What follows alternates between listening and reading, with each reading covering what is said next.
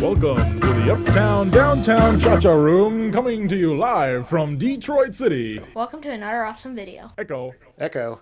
Yeah, welcome. Today we thought we'd do a quick video about our experiences purchasing this set of professionally recorded used reel-to-reel tapes on eBay, and what we did, and maybe a little bit of a cautionary tale, and we'll throw in some kind of cool 80s sound samples from these tapes. Because they're about corporate stuff. Oh yeah, these tapes are exciting. Brace yourself for the 80s sales techniques.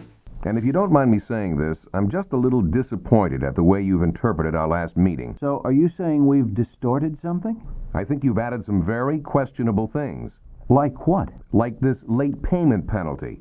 It's very convenient for you, isn't it? So these are the tapes I already owned, and most of these were passed down from my parents. So I have a few pre-recorded tapes, which are like albums, like the Rascals album here, The Temptations. Some of them are at 7.5, some at 3/4. They sound pretty good. I don't really record on those. These are tapes from the late 1950s. Now they still work, but they do snap a lot, and they're really worn out. I played them on that old 1950s tape recorder.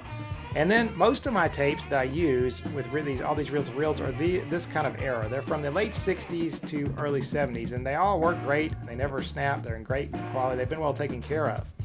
This one is a Radio Shack tape. I think it's the most recent one we own, probably from the early 70s. Now, of course, I had another video about these telephone training tapes from 1969 I use just for testing stuff out. So today we're going to talk about my first eBay tape purchase, which was a stack of these 16 tapes you see here. And I know what you're thinking, they don't look like much. So I want to tell you, why I bought these particular tapes. Stop the tape. Out of all the other ones available on eBay. On eBay, there's a ton of different tapes available. A lot of them are just, somebody's collection, and they're being flipped in an estate sale or something. But and these just look pretty plain with just handwriting and just plain boxes, no brand names. So let me just walk you through the reasons I saw this deal and I jumped on it. And also discuss the dreaded sticky shed syndrome right after this message. It seems to me that by going with a standard fixed-rate loan because it's familiar, you might be limiting your ability to leverage your assets and cash flow. I've considered taking out a small loan if it becomes necessary. I see. You maintain cash reserves for investments, but you may have to deplete those, which could mean going through the hassle of taking out another loan for the home improvements you're planning. I haven't really thought of it that way before. Relying on a standard fixed-rate mortgage because it's easy may not be the smartest way to go. It's certainly something I need to consider more carefully. So when I saw these tapes on eBay, this is the view I had, just the side stack of labels. But there were some interesting things I saw on these labels, like 7.5 on most of or all of them. That's the speed, that's the faster speed. So that was good. That meant whoever recorded them cared about quality. Then this tails. That meant that they were stored in tails out mode, which means basically they're not ready to play. You have to rewind them before you play them, which is just, I guess, something they do in more professional environments. Another thing I noticed was the letters DBX written on all these. And DBX, of course, if you remember from a previous video, is noise reduction. And that really was not available on many reel-to-reels, so these probably were recorded on a pretty nice machine. Another thing that raised an eyebrow for me was that date on the top tape there, 1988, November 28th, 1988. That's pretty new for a reel-to-reel tape. Home users would have probably been using cassettes by then. So probably these were used in a professional environment. And even when I got them in the mail and looked on the bottom, I saw other dates. I think this one here has a date on it. Even newer, like this one is 5/15/1990. In general, there were just a lot of interesting markings like track 1, track 2, instead of stereo or mono like a home user would use. I mean, just looking through these tapes, the whole thing just reeks of professionalism. There's one from 6/4/86. So I thought I was getting like some cool new tapes from the 80s that in my mind had only been used, a couple of times, because this one is the original master, used to make copies. So I was pretty excited about this.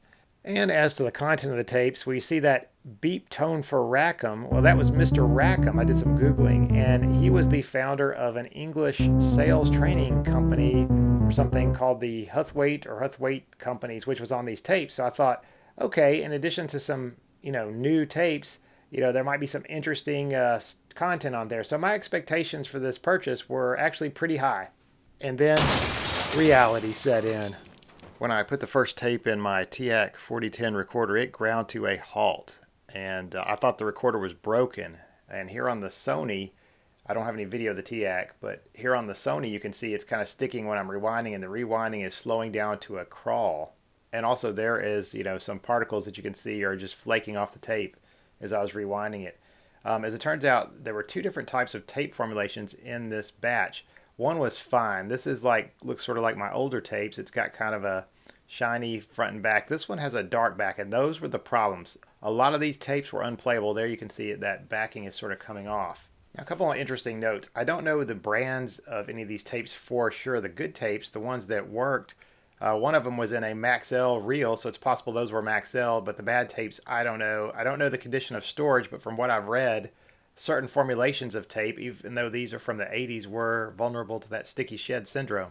And if you've read anything about sticky shed syndrome, one of the common solutions is to bake the tapes for a few minutes in an oven. Now, my oven wouldn't go low enough, so I had to experiment a little bit. It would only go, I think, 170, so I just let the preheat get going and then stop the oven and just let it sit for a while. It did actually make the tape move better in the recorder, so I could recover some of the audio you hear in this video. But the truth is, I would never trust those tapes anyway from this point forward, so that's pretty much a loss. However, the reels are in really good condition, and after shipping and so forth, I only paid like $2.80 per tape, so it's not a total loss. I think what I need to do is take the bad tape off the reels to make sure that it is never accidentally used in the machine, because it was a lot of trouble to clean up the machine. And after that, I'll just have a lot of nice empty reels and a few tapes. It looks like these are the end for these tapes. See you next time for another awesome video. Bye. Then I wonder if I might take just a few minutes to find out whether there is something we could do for you. Well, all right, but no more than 15 minutes. I really appreciate that. We manufacture a full line of oxidizers that we sell to other chemical companies, usually the larger ones like DuPont and Union Carbide. And what do they do with the oxidizers? Well, they use them in chemical reactions to make their end products. Oxidizers are highly reactive. Highly reactive. Does that mean explosive? You bet. And not just explosive. Some oxidizers are really nasty. Tell me, are the 2085s difficult for your people to use? Yes, we do have a slight problem, but because we use dedicated operators, well, we manage okay. You know, Ms. Williams, our user-friendly software would solve that problem for you. The new process... Sure, but we've developed a very good training program for the 2085. Email could help you then. Saving a few minutes wouldn't justify the enormous cost of installing an email system. See now, Neil, how implication questions can make a customer think now. Well, clearly that works well with those customers who haven't thought about their needs, like someone who's never stopped to think about the consequences of not making a will. But what about those who are smart enough to have thought about implications already? If they already know the implications, isn't it unnecessary to ask them implication questions? I don't think it is. In fact, studies show that customers are very positive about implication questions, even when they know the answers. Because what you're doing is you're showing the customer that you understand the business consequences of problems, and that tends to create a positive sort of feeling.